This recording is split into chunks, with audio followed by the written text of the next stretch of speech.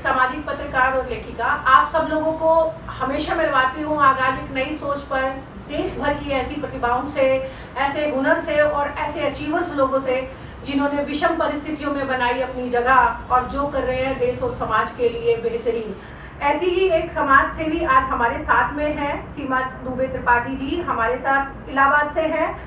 इलाहाबाद जो कि तीर्थराज के तौर पर हमारे सनातन में भी जिसकी एक अद्भुत परंपरा रही है, और कहते हैं कि अगर हम प्रयागराज नहीं गए, अपने तीर्थ के तीर्थराज पर नहीं गए, तो सनातन में हम लोगों की बात अधूरी रह जाती है। तो आज सनातनी परंपरा से और सनातन की जमीन से, उस तीर्थराज से सीमा जी हमारे साथ में है।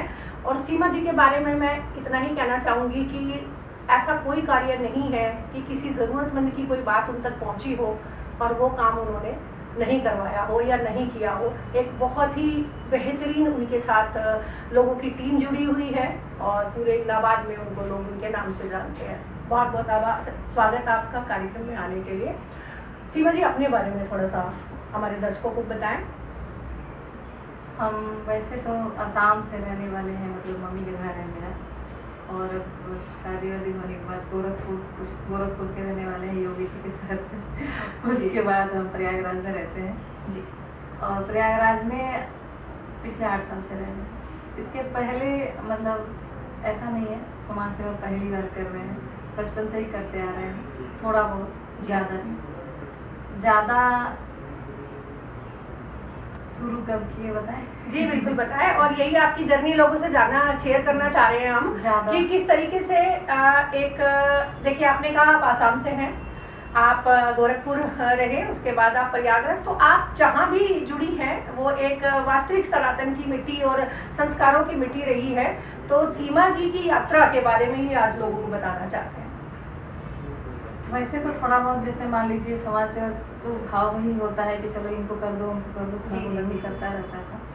लेकिन सन 2000 में एक्सीडेंट एक हुआ, जैसे मतलब मेरा अपना भाई, खुद का भाई ट्रेन के एक्सीडेंट में, तो वो गिर गए सीवान के पास, और हम लोगों को 4 दिन बाद उसका मतलब खबर मिला, वो भी पेपर न्यूज़ चैनल के द्वारा ही। न्यूज़ चैनल में पेपर उस समय कहाँ होते थे ज़्यादा, डेड बॉडी किसकी है शिनाख्त नहीं हो पा रही थी, इस वजह से पेपर में निकला था।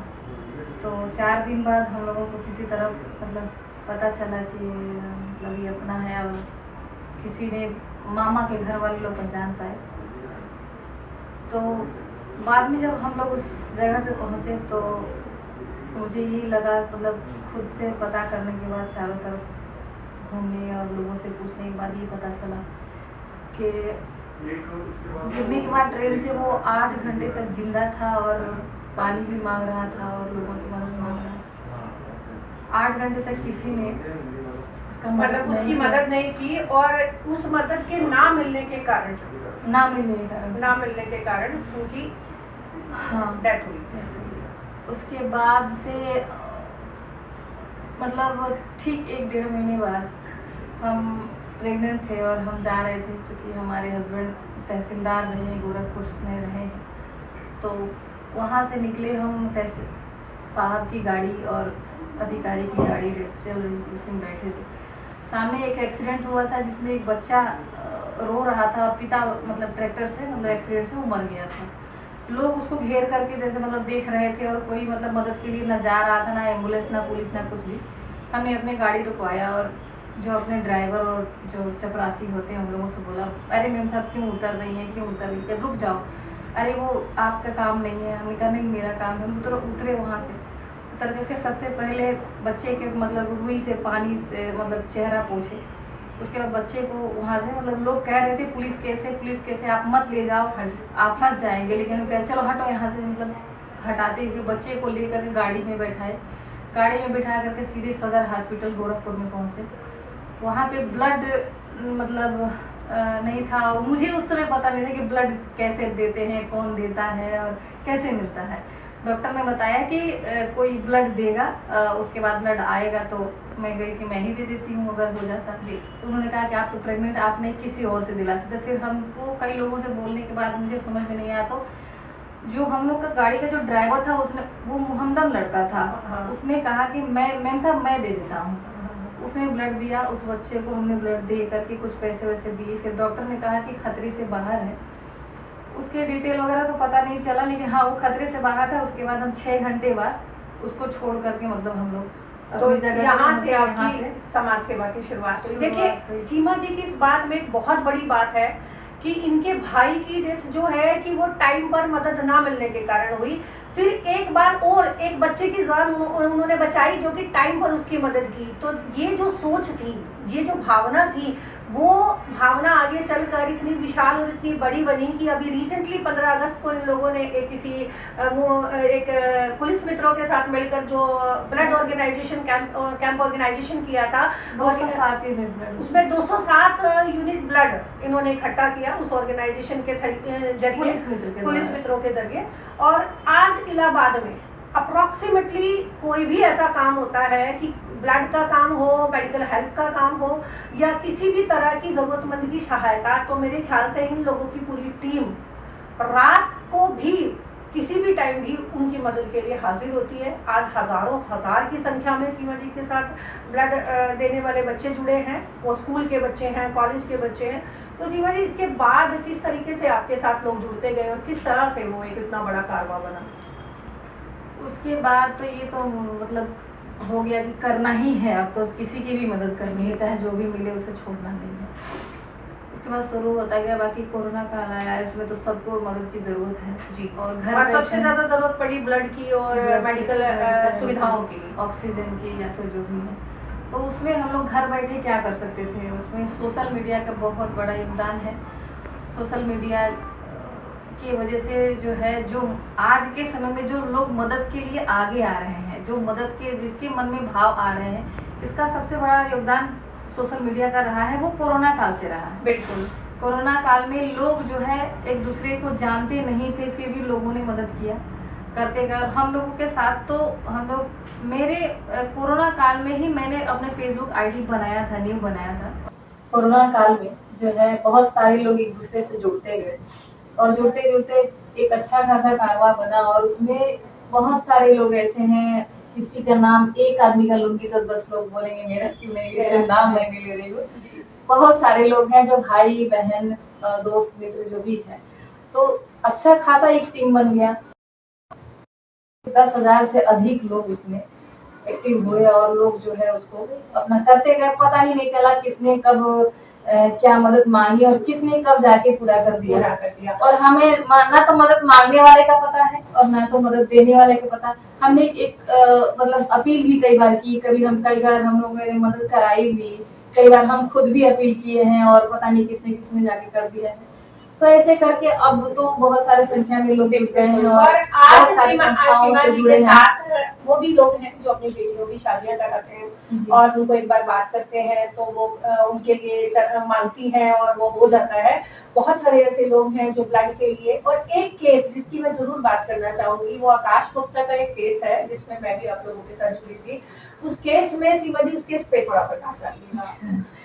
आकाश का केस तो खैर मेरे लिए बहुत महत्वपूर्ण है, क्योंकि आपने आकाश कहे थे इसलिए मैंने उसका आकाश का केस में आकाश का ये था कि उसने एक बार मुझसे ब्लड के लिए हेल्प मांगा था और मैं उसके लिए अक्सर ब्लड ही कराती थी। अचानक से एक बार मुझे ब्लड की जरूरत उसको पड़ी थी, जो O पॉजिटिव और A पॉजिटिव थी। तो उस समय एक मीटिंग था लखनऊ में, वानर सेना का मीटिंग था, उसमें सुरजीत सर, अजीत सर सभी लोग गए हुए थे। तो हमने एक अपील सुरजीत सर से, राजलक्ष्मी जी से की कि आप लोग थोड़ा सा ब्लड के लिए इस बच्चे के साथ थोड़ा चलिए, मिल के आइए, ब्लड देना है। जाने के बाद पता चला कि उसका OTG कुछ होता है, वो फेल हो चुका है और अब उसको पैसे की जरूरत है। तो हम लोगों ने एक कमिटमेंट दे के आया कि चलो हम तुम्हारे लिए फंडिंग भी इकट्ठा करेंगे। और कुछ न्यूज़पेपर वाले ने छाप भी दिया, लेकिन बाद में वो मुहिम चलाई गई, अजीत सर के द्वारा चलाई गई थी। किसी वजह से कुछ नकारात्मक लोगों की वजह से मुहिम को रोक दिया गया और बीच में ही रुक गया था। फिर उसको दोबारा मतलब सब लोग लगे रहे, बहुत सारे लोगों का आता रहा कि सीमा जी आपने शुरू किया, इसको ये हुआ नहीं, ये क्यों नहीं हुआ, बाकी सारे केसेस हो जाते हैं, ये क्यों नहीं हुआ, सबके क्वेश्चन होते थे। और मेरे माइंड में अमाउंट भी बहुत बड़ा था, 16 लाख आपको इकट्ठा करना था और 1-2 लोगों के बस की बात तो थी नहीं। अब उसमें जो है हम एक एक करके जैसे अच्छे लोगों को, अच्छे वॉलंटियर्स को इकट्ठा करते गए और करीब करीब 6 महीने बाद किसी ने उसका अपील किया, मतलब किसी बच्चे ने, एक बच्चे ने उनका वो अपील किया जिसमें दामिनी और राहुल त्रिपाठी लोग उसमें जुड़ करके जो है इस मुहिम को चलाए। जब हमने देखा कि ये मुहिम फिर से शुरू किया गया है तो आप उसी फिर हमने तरह से इन्वॉल्वमेंट मेरी आई और हम उन वॉलंटियर्स को जिनको हम आकाश के लिए चाहे ऐसे भी इकट्ठा करके रखे थे, सबको उसमें ऐड किया और फटाफट जो है 5 दिन में 5 से 6 दिन में वो 16 लाख साढ़े 17 लाख तक का फंड उस अकाउंट में आया और अब उसका बोन मैरो ट्रांसप्लांट होने वाला है। वो बच्चा ऑलरेडी अभी ठीक है और इसी तरह न जाने कितने और मुहिम में छोटी बड़ी तो देखिए रोज ही चलती रहती है। तो सीमा जी आपका ये कारवां दिन प्रतिदिन ऐसे बढ़ता रहे, आप लोगों के लिए करते रहे। और अभी सीमा जी ARK फाउंडेशन का भी एक हिस्सा है और दिल्ली में कुछ और ऑर्गेनाइजेशन के साथ वो जुड़ रही है। जल्दी ही वो दिल्ली नेटवर्क के साथ भी अपना एक इलाहाबाद में उनका भी एक ऑफिस खोलने वाली है। उनकी भी कृष्णा वेलफेयर सोसाइटी के लिए वहां से जुड़ने वाली है। तो जो भी लोग सीमा जी से समाज सेवा में कनेक्ट होना चाहते हैं और समाज सेवा में आना चाहते हैं, सीमा जी को नीचे दिए गए नंबर्स पे कांटेक्ट कर सकते हैं। और इलाहाबाद के और प्रयागराज से, वाराणसी से जो भी उस तरफ के लोग हैं, सीमा जी को अपने काम के लिए अपनी प्रमोशंस और अपनी डिटेल्स भेज सकते हैं। तो सीमा जी आपका बहुत बहुत वेलकम है। सबसे पहले तो हमारे दिव्या दिल्ली नेटवर्क के एक मंच में आज से आप हमारी टीम की मेंबर हैं और आने वाले टाइम में आप सेवा में बहुत और लोगों की सेवा करती रहिए और बहुत सारे और लोगों को हम लोगों से जोड़ती रहिए। उसके लिए आपका बहुत बहुत धन्यवाद और हमारी पूरी टीम की तरफ से उनका अपनी टीम में स्वागत है।